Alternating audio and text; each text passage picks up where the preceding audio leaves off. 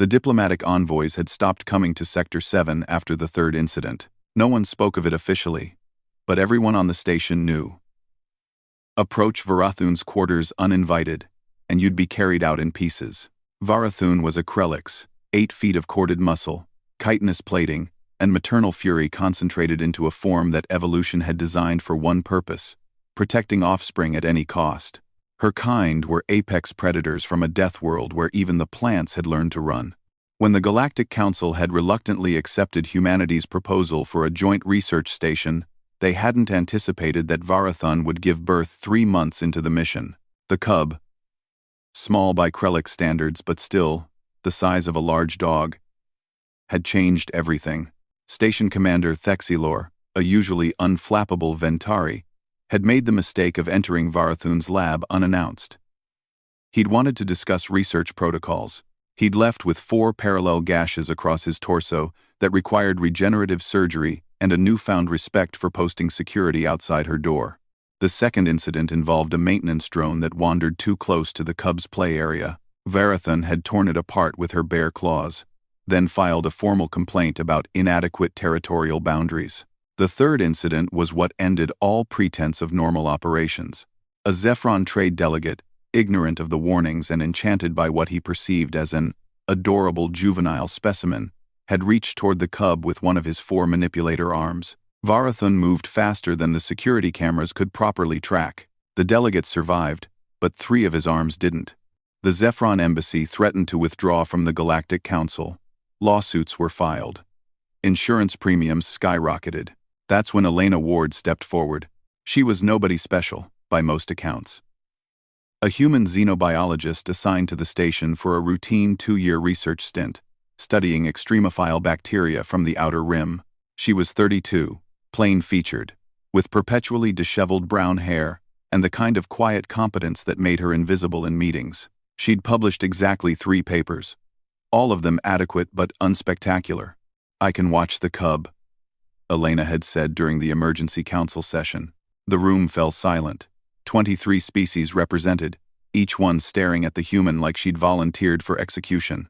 "You understand," Commander Thexilor said carefully, his wound still visible beneath the medical wrap, "that Varathun has demonstrated extreme aggression toward anyone approaching her offspring. Lethal aggression." "I understand," Elena replied. "But I've been observing her. She's not mindlessly violent. She's afraid. She's afraid." Afraid? The word came from Ambassador Cathres, a floating jellyfish-like being who communicated through bioluminescence. "That creature fears nothing. Rennie. She fears for her cub," Elena corrected. "On her homeworld, Krelix young are constantly targeted by rival predators. Her instincts are screaming that everyone here is a threat, but if someone could prove they're not a threat, consistently and patiently, she might accept help." The council was skeptical, but the insurance companies were insistent, and the alternative was ejecting Varathun from the station, which would collapse the entire research initiative and create a diplomatic nightmare. They gave Elena one chance. She started slowly.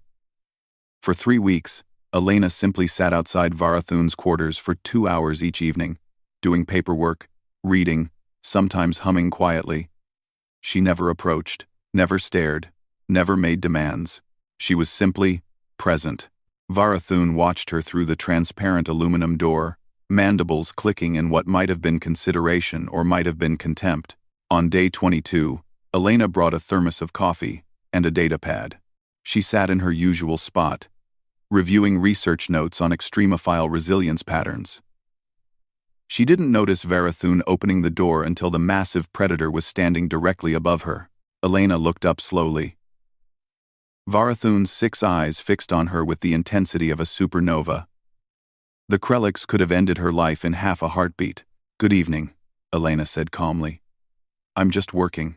I won't bother you." Varathun studied her for 17 seconds. Then she turned and walked back inside, leaving the door open. It was an invitation. Elena didn't move from her spot, but she smiled. Progress came in increments measured in millimeters. Elena was allowed to sit just inside the doorway. Then near the wall. Then within the same room as the cub. though not within arm's reach.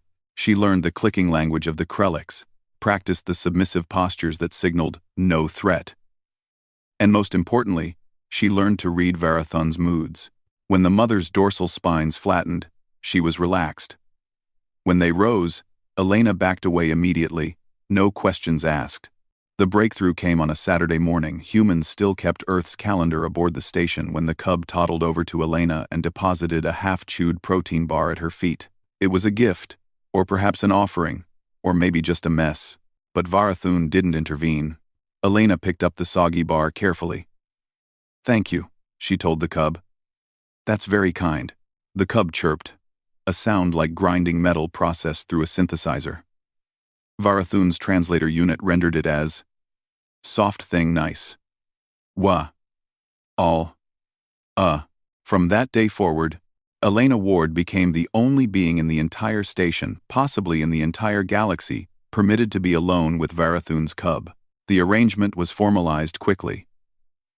Elena would babysit every weekend, while Varathun attended mandatory research symposiums and diplomatic functions. The predator mother, who had killed or maimed anyone who came near her offspring, would carefully hand the cub to Elena, growl specific instructions through her translator, and then leave. The first time it happened, half the station watched through remote cameras, certain they were witnessing Elena's death. Instead, they watched Elena play gravity ball with the cub, read its stories from Earth about other creatures who protected their young, and carefully apply regenerative gel to a scrape the cub had gotten while exploring. When Varathun returned, she inspected her offspring with the intensity of a military audit, then made a sound that the translator rendered as acceptable. High praise, apparently. Over the following months, the arrangement became routine. Other species on the station began to relax. Research resumed. Diplomatic tensions eased. And every weekend, Elena Ward would arrive at Varathun's quarters with a backpack full of snacks, educational games, and an inexhaustible patience. "How do you do it?" Commander Thexilor asked her once, his curiosity finally overcoming his professional distance. Elena shrugged. "I just treat them both with respect. Varathun isn't a monster. She's a mother in a strange place, trying to keep her child safe. And I respect that, but she's killed." She defended, Elena corrected gently. "There's a difference." The commander considered this. "And the cub? What's it like?" Elena smiled.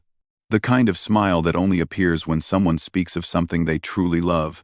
Curious, playful. A little destructive, but what toddler isn't? Last week it tried to eat my data pad. This morning, it learned to count to 5 in English. "You're teaching it human language?" Varathun asked me to. She wants the cub to understand human concepts: peace, cooperation, friendship. Elena paused.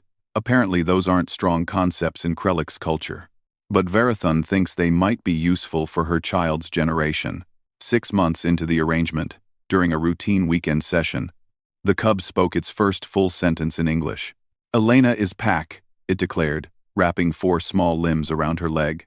Varathun, who had returned early from her symposium, stood in the doorway watching. Her translator was silent, but her dorsal spines were completely flat. Elena looked up at the massive predator. "Is this okay?" Varathun's mandibles clicked in a complex pattern. The translator processed it slowly. "Pack is correct. You guard cub. Cub guards you. This is proper." And so it was that Elena Ward, unremarkable human xenobiologist, became the first and only being to be formally adopted into a Krelix family unit. When researchers later asked Varathun why she had trusted Elena when she had trusted no one else, the predator mother's response became famous across the galaxy. All others came with demands, expectations, fear. The human came with patience. She proved her strength not through violence, but through presence.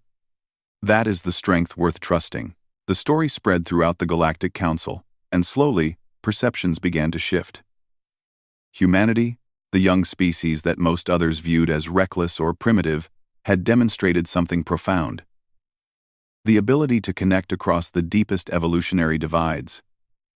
not through force or cunning, but through simple, persistent respect. And every weekend, without fail, Elena Ward would arrive at Varathun's quarters, ready to play, teach, and protect the cub of the deadliest mother in known space. Because that's what family does.